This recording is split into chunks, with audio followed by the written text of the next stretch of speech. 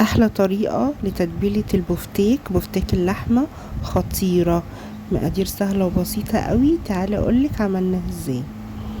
المقادير اللي انا هقولها دي من نص كيلو لكيلو. معايا كده اول حاجة بصلاية مبشورة، وحطيها بميتها ما تصفيهاش من المية.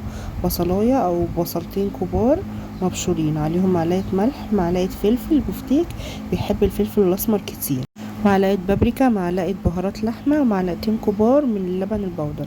حطيت معلقة كبيرة من الصويا صوص، ونص كوباية مية او ربع كوباية مية على حسب عايزين خليط كده يكون متماسك. وحطيت بيضاية بس هي ما اتصورتش.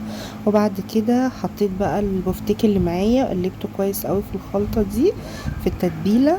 بعد كده غطيته وحطيته في التلاجة مش اقل من ساعتين عشان يتشرب التتبيلة، ولو عملتيه من قبلها بيوم هيكون احسن بكتير. عايزة كمان عشان الأنسجة تبقى طرية معاكي، حطي ثمرة كيوي، اضربيها في الخلاط كده او طحنيها وحطيها عليه. بس بعد كده معايا بقى بقسماط مطحون عليه رشة ملح بسيطة ورشة فلفل أسمر. وعايزة بقى تعلي الطعم كده ويبقى طعمه خطير، حطي معلقة زعتر مجفف.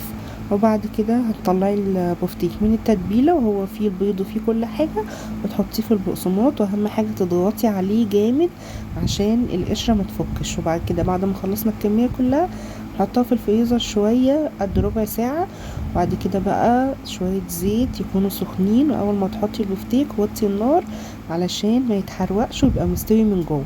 وبس كده خلصنا البفتيك بأسهل طريقة ممكنة وطعمه خطير. تتبيلة حلوة، البفتيك بيحب الفلفل الأسمر وبيحب مية البصل. تبليه قبليها بيوم هيطلع معاكي تحفة. جربي بقى التتبيلة دي واعمليها وقوليلي ايه رأيك في الكومنتات. ولو عجبك الفيديو متنسيش تعملي لايك وتسيبيلي كومنت.